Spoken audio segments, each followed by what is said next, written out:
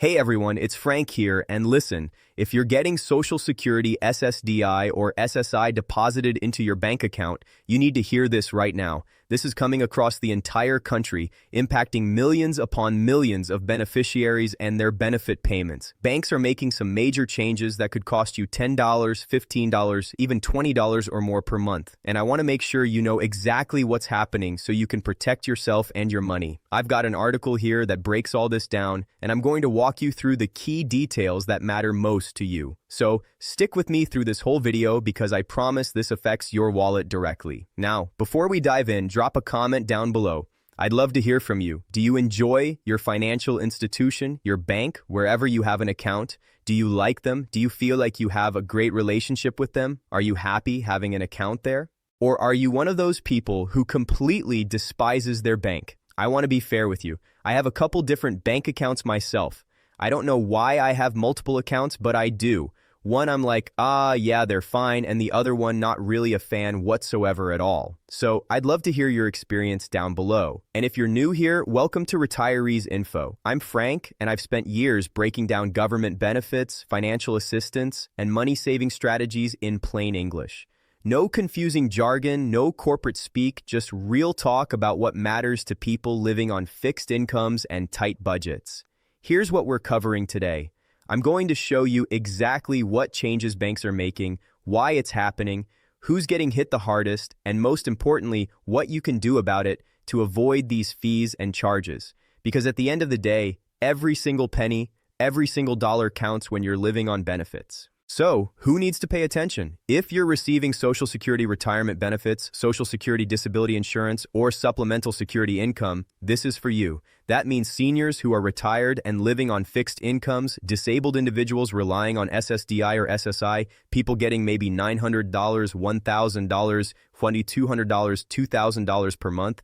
This impacts moms managing benefits for their kids, caregivers handling accounts for family members, veterans supplementing their income, anyone who has their benefit check hitting their bank account every month.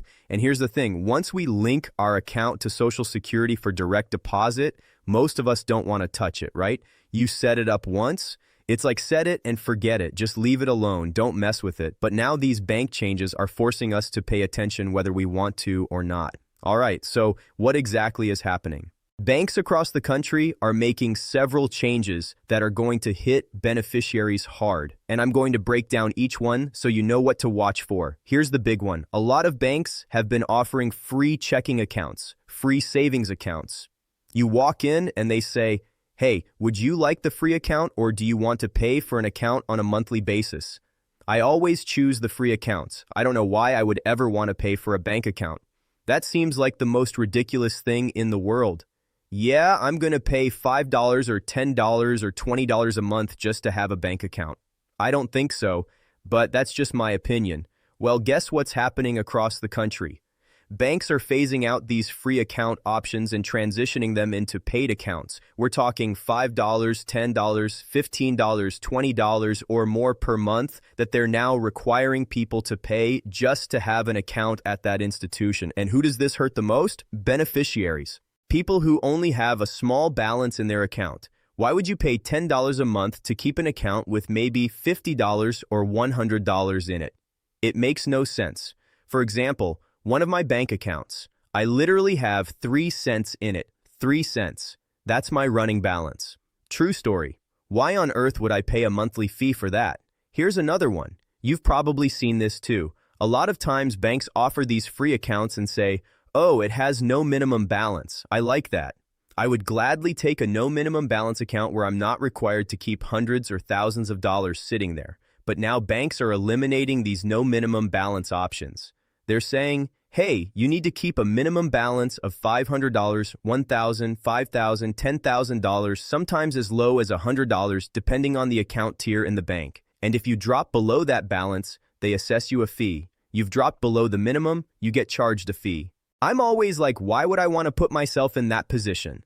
Think about this for a second. If you're a Social Security beneficiary, getting maybe $900 or $1,000 or $1,200 per month, and the bank is requiring you to keep $1,000 in your account at all times. How is that supposed to work? You need that money to live on. You've got rent, groceries, medications, utilities, and now the bank wants you to just park money there that you can't touch. And if you do use it because you need it to survive, they charge you a fee. Yeah, good luck with that. Probably not going to happen for most people. Here's the classic one that I think is absolutely ridiculous. The paper statement fee. Have you seen this one? My bank does this. A lot of banks do this where they charge like $3 or $5 to send you a paper statement. Let me break down the math for you. Last time I checked, a piece of paper costs about a nickel. An envelope is like a penny. Postage is what now? 75 or something. So altogether, we're talking 80, maybe 85, but the bank charges $3 or $5. That's a nice little profit margin, especially when they have thousands and tens of thousands of customers. That's a lot of money they're pocketing every month just by sending out paper statements to people who probably don't even want them in the first place. I opt out of this immediately every single time, and if you want paper statements, that's totally cool. I don't blame you whatsoever. But that's the last thing I would ever want. Number one, to pay for a paper statement, and number two, to actually get a paper statement cluttering up my house. I don't know why I would ever want that. Now, here's what's also interesting. Some financial institutions offer special interest rates for seniors, like a little incentive. Hey, you're a senior. We know you're probably living on a fixed income. Maybe you're retired. We'll give you an extra 0.25% interest or 0.5% interest on your savings account or checking account. Shocker. Banks are also eliminating some of these additional perks for seniors. They're just basically making it a little bit tougher. And look, the whole little bit of extra interest, a 0.25 point, 0.5 point, or whatever, it may not translate into a ton of money, but it's the principle of the thing that really gets me. Are banks really that hard up for money that they need to go after seniors and reduce the interest rate on the little bit of money that a senior may have in the account anyway? We're talking about maybe earning 13 cents of interest in a month. Seriously, is it really going to make that big of a difference to the bank's bottom line? Apparently, to these financial institutions, it is, and these changes are impacting a lot of beneficiaries in a big, big way. Look, anything that impacts our money, our benefits, anything like that, I always like to bring it to your attention so you can be very aware of what's going on and what's transitioning, because at the end of the day, every single penny, every single dollar counts for beneficiaries. At least that's my opinion. Maybe you don't think so. Maybe I'm totally out of touch with that, but I would say for most people, these benefits and every single dollar is massively important. And with these changes, we could be talking about costing beneficiaries an extra $10, $15, $20 or more per month. Whether it's the paper statement fees, the free account transitioning into a paid account, the minimum balance requirement where you're now under the balance and you've been assessed a $3 or $5 or $10 fee. Add it all up, and that's kind of a lot.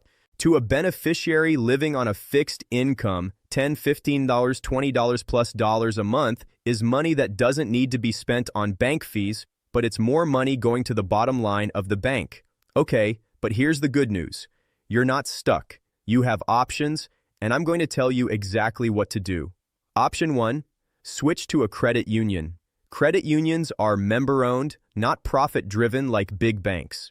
They're often way more understanding about people who receive government benefits and live on fixed incomes.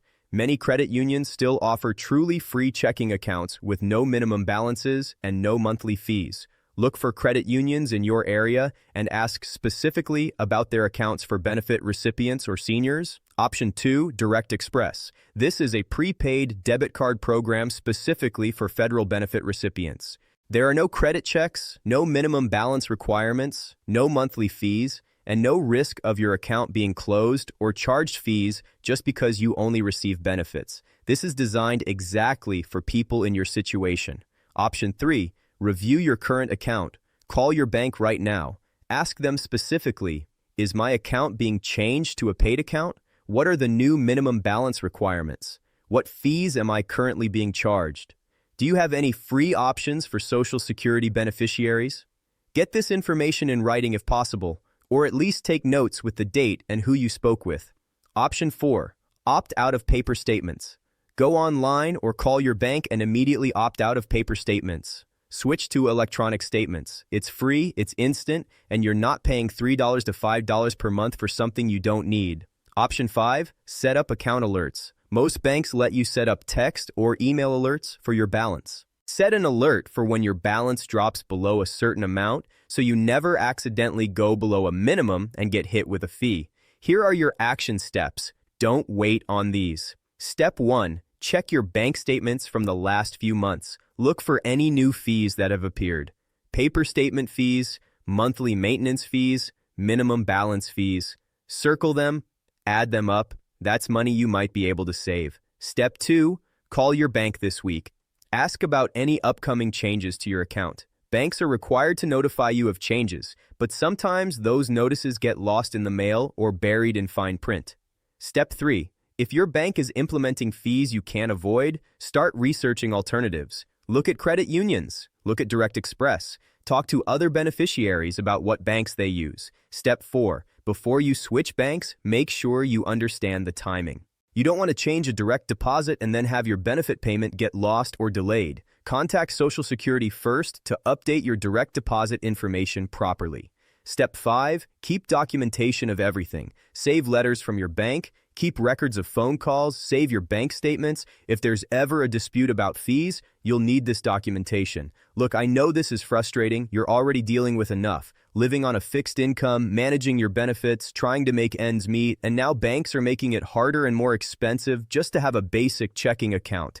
It's not fair, and honestly, it's not right. But here's what I want you to remember. You have power in this situation. You can switch banks. You can demand better. You can opt out of fees, and you can make sure every dollar of your benefit goes to you and your needs, not to pad the bank's profits. Banks need customers. You don't owe them anything. If they're not treating you right, if they're charging you fees you can't afford, find a bank or credit union that will treat you better. You deserve financial stability and respect. If this video helped you, please hit that subscribe button down below. It's 100% free. There's a big subscribe button right down there. Please share this video too. Big share button right below. Share it with other beneficiaries, because they need to hear this information too. We're all in this together, and the more people who know about these changes, the better we can all protect ourselves. I've got hundreds of other videos here on the channel about Social Security, SSDI, SSI, benefit updates, money-saving strategies, assistance programs. Check out the video library and find what helps you. Thank you so much for watching. I really appreciate all of you. I know that it is a very nuts time out there with everything going on, a lot of major changes. I will continue to keep you updated any way that I possibly can. Until next time, have a nice day, and I look forward to catching you again later. Subscribe, share the video, and I will see you again soon in the next